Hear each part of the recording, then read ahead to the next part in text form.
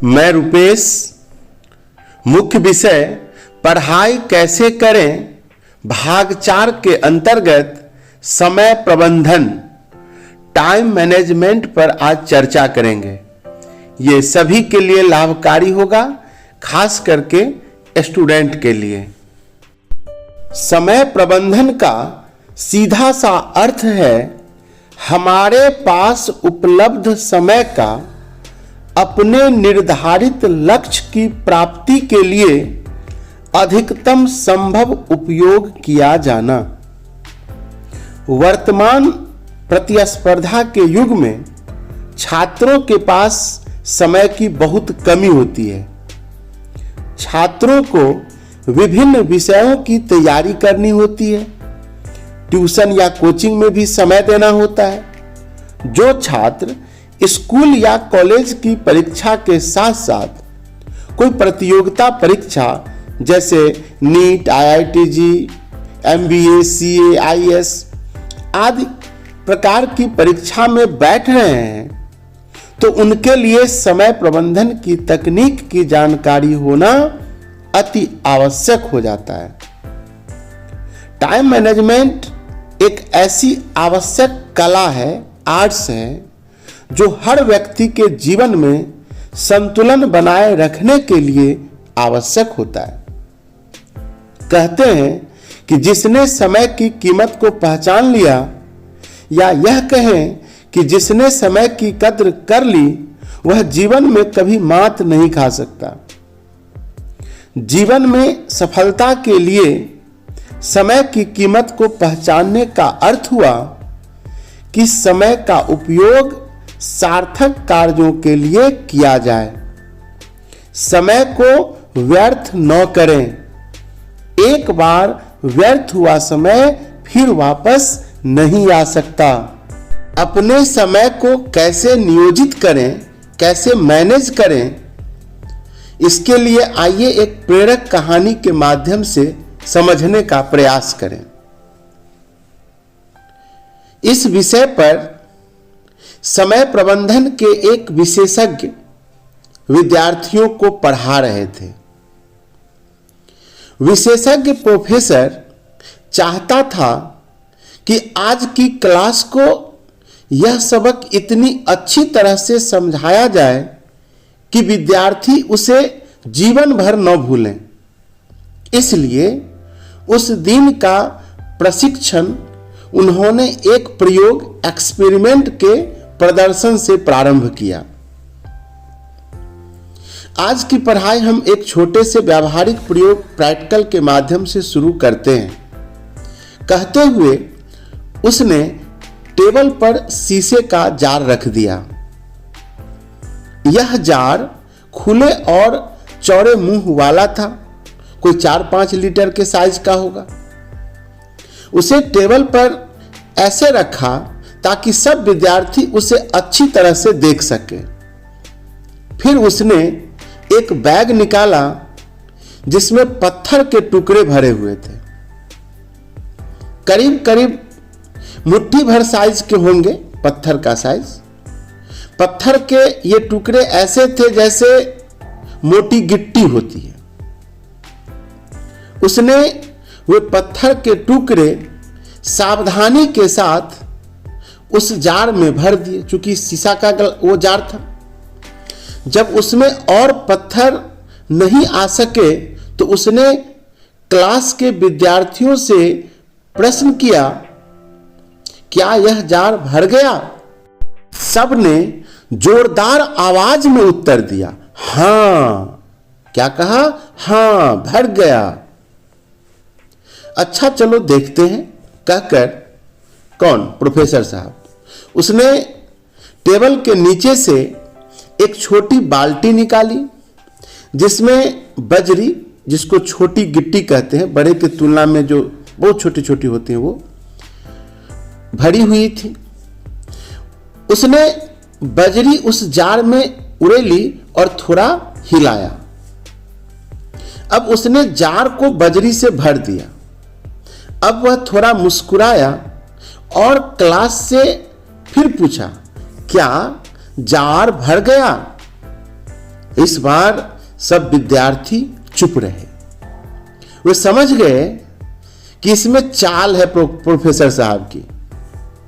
एक विद्यार्थी धीरे से बोला, शायद नहीं, मतलब जार नहीं भरा। बहुत अच्छे, कहते हुए वह फिर टेबल के नीचे झुका। कौन? प्रोफेसर। और एक और छोटी सी बाल्टी निकाली जिसमें रेत बालू भरी थी।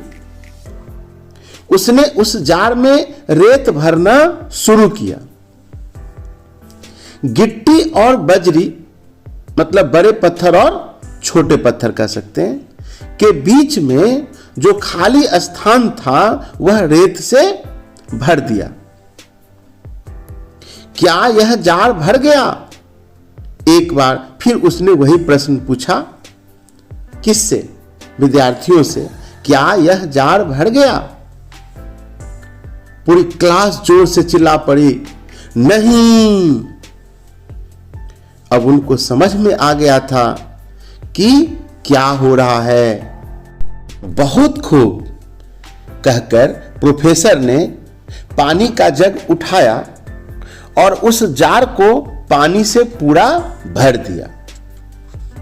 हां, तो यह बताओ, इस प्रयोग से हमें क्या शिक्षा मिलती है? प्रोफेसर साहब ने विद्यार्थियों की ओर देखकर प्रश्न किया। हां, तो यह बताओ, इस प्रयोग से हमें क्या शिक्षा मिलती है? एक तेज तर्रार टाइप का लड़का था।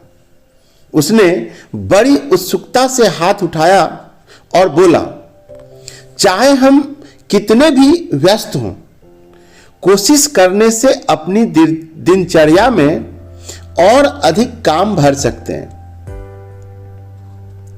गलत, बिल्कुल गलत, प्रोफेसर ने कहा। गलत, बिल्कुल गलत। भरना ही यदि उद्देश्य होता तो पूरा जार रेत से ही भरा जा सकता था या पानी से। विशेषज्ञ प्रोफेसर ने जोर देते हुए कहा, नहीं। इस प्रयोग का यह उद्देश्य बिल्कुल नहीं है। सारी क्लास स्तब्ध रह गई, एकदम चुप्पी छा गई। इसका और क्या प्रयोजन हो सकता है? 1 मिनट तक प्रोफेसर चुप रहा। मुस्कुराते हुए बोला, यह परीक्षण हमें एक बहुत बड़ी सच्चाई सिखाता है। आप यदि बड़े पत्थर पहले नहीं डालोगे तो उन्हें कभी भी नहीं डाल पाओगे। रेत तो बाद में भी डाल सकती है या डल सकती है, लेकिन यदि जार को पहले रेत से भर दिया जाए तो उसमें बड़े पत्थर नहीं आ सकते। इसलिए बड़े पत्थर पहले ही डालने होते हैं। महत्वपूर्ण, उपयोगी एवं आवश्यक काम आपको पहले करने होंगे, वरना आप उन्हें कभी नहीं कर पाओगे। बड़े पत्थर पहले डालने वाले होते हैं, छोटे टुकड़े तो बाद में भी डाल सकते हैं। आपने अपना समय अनावश्यक और अनुपयोगी कामों में लगा दिया तो आपके पास उपयोगी कामों के लिए कोई समय नहीं बच पाएगा। आपका काम किन्हीं अनावश्यक कामों की दया पर क्यों आश्रित रहे? हमें बड़े पत्थरों को पहचानना है। बड़े पत्थर हमारी प्राथमिकताएं हैं।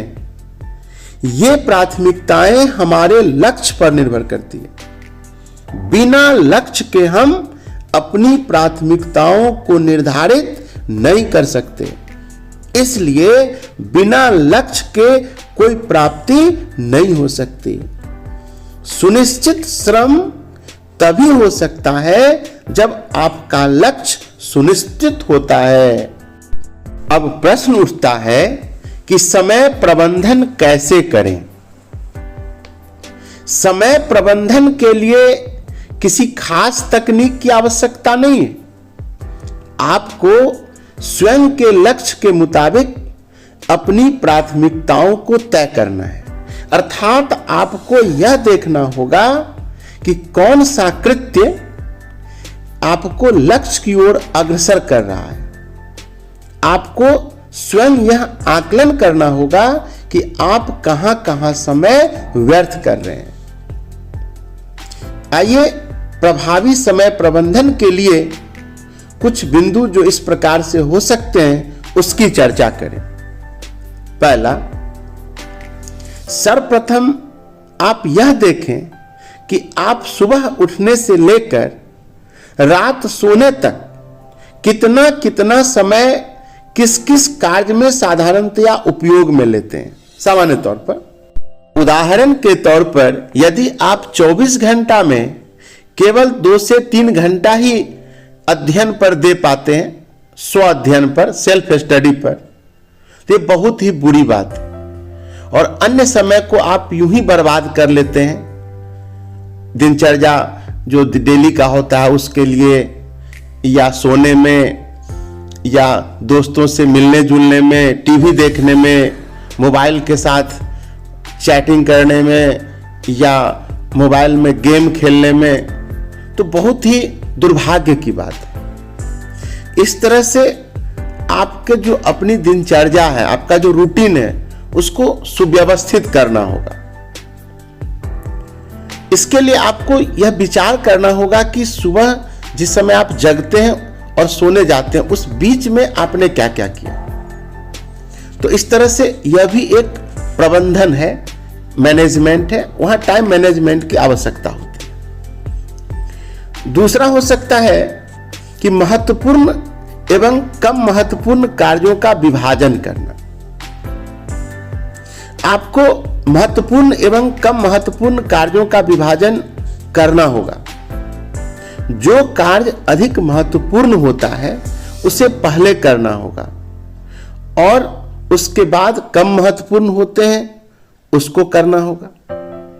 जैसे कोचिंग क्लास में दिए गए कार्य को आज ही पूरा करना होगा, नहीं तो वो कार्य हो नहीं पाएगा। क्योंकि आज आप पढ़ाई करके आए हुए रहते हैं, तरोताजा होता है दिमाग में, कम समय में ही वो सारी बातें आ जाएगी। चाहे स्कूल का वर्क हो, कोई भी जो सेम डे में उसी दिन हो सकता है उसको उसी दिन करना होगा। इसके बाद जो कम महत्वपूर्ण कार्य है, जैसे मित्र के साथ मिलना जुलना, या इसके अलावा टीवी देखना, फिल्म देखना, या जो कुछ भी है, उसके बाद अपना कीजिए। लेकिन महत्वपूर्ण कार्य यहां पर जो है होमवर्क, उसको पहले कंप्लीट कीजिए। तीसरा हो सकता है कार्य पूर्ण करने की समय सीमा का निर्धारण करना। किसी भी लक्ष्य की प्राप्ति के लिए स्वयं को अनुशासन में रखने की आवश्यकता है। स्वयं को, स्वयं की क्षमता को चुनौती देना भी आवश्यक है। जैसे विद्यार्थी जीवन में यह समय सीमा निर्धारित करना कि सभी विषयों या एक विषय का कोर्स परीक्षा के 3 माह या 2 माह पूर्व अवश्य पूर्ण कर लेना, यह स्वयं की क्षमता को चुनौती देना हुआ। अर्थात परीक्षा जो मेन होता है, मुख्य परीक्षा, उससे 2-3 माह पहले ही अगर आप सिलेबस पूर्ण कर लेते हैं तो रिवीजन के लिए टाइम होगा, तो आप में मार्क्स आने की संभावना अधिक रहेगी। यह संकल्प करने से आपके लिए उस संकल्प को पूर्ण करना एक महत्वपूर्ण कार्य हो सकता है। इस तरह कार्य पूर्ण करने की समय सीमा तय करना भी समय प्रबंधन का ही एक अंग होता है। चौथा हो सकता है टालने की आदत का परित्याग करना। इसको ऐसे भी समझा जा सकता है कि आज का कार्य आज ही संपन्न हो, ऐसा अपनी आदत में बना लेनी चाहिए। इसमें महत्वपूर्ण एवं कम महत्वपूर्ण कार्यों का उचित विभाजन किया जा सकता है। कई बार मौज मस्ती के मूड में या किसी मित्र के आवश्यक मनुहार या अन्य ऐसे किसी अवांछित कारण से हम कार्य को दूसरे दिन पर डाल देते हैं, ऐसी स्थिति से बचें। या कभी कभी आपके यहाँ या पड़ोसी के यहाँ भोज वगैरह होता है, उसके नाम पर आप एक दिन पहले से तैयारी करने लग जाते हो और आज जो होमवर्क मिला रहता है उसको टाल दो, तो चलो कल पूरा कर लेंगे। और पता चलता है कि आज वाला तो काम है ही और पिछला काम भी बाकी रह गया, फिर मन उदास हो गया, चलो फिर देखते हैं, और धीरे धीरे वो टालू प्रवृत्ति आप में आ जाएगी और आप कमजोर होते चले जाएंगे। तो टालने की जो आदत है उसको आप छोड़िए, जैसे हो टाइम मैनेज करके उसी में टाइम निकाल करके पढ़ने का प्रयास कीजिए। 5वां हो सकता है, अपना समय न तो व्यर्थ करें न ही अन्य को करने दें। कई स्थितियों में तो छात्र स्वयं ही अपना समय अनुपयोगी कार्यों में व्यय करते देखे जाते हैं। जैसे प्रतिदिन घंटे 2 घंटे की नेट सर्फिंग या फेसबुक पर संदेश देना या मित्रों के साथ गपशप करना, है ना, गाना सुनना जो बिना मतलब का। कई बार अपने मित्रों द्वारा आपका बहुत समय व्यर्थ हो जाता है।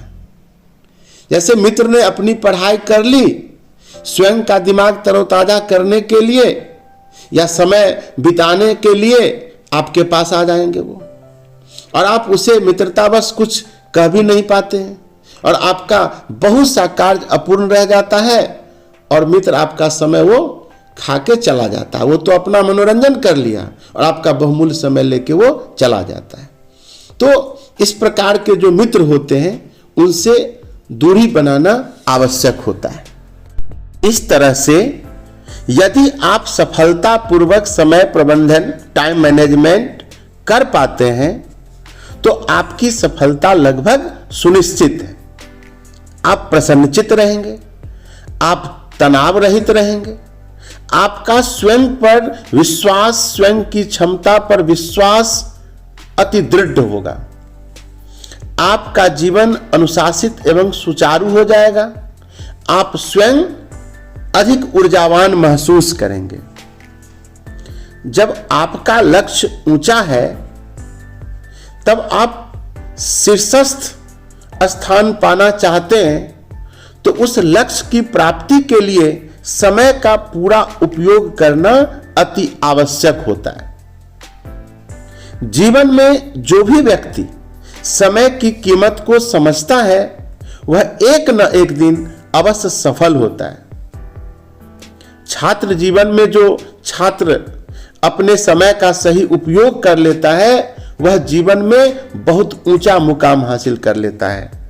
सिर्फ छात्री नहीं, कोई भी अगर टाइम मैनेजमेंट वो जानता है, समय का प्रबंधन करना जानता है, तो कभी भी वो अपने जीवन में पीछे नहीं रह सकता है। तो इस तरह से आप भी अगर अपने समय को बर्बाद करते हो किसी तरह से, उस पर कंट्रोल कीजिए, एक रूटीन बना लीजिए और मैनेजमेंट के साथ चलिए। तो अंत तक सुनने के लिए बहुत बहुत धन्यवाद। स्वस्थ रहिए, अपना ख्याल रखिए और ध्यान दीजिए। अगर आप एक विद्यार्थी हैं तो जरूर सुनिए, अगर आप अभिभावक हैं खुद सुनिए, दूसरों को भी सुनाइए। फिर से बहुत बहुत धन्यवाद।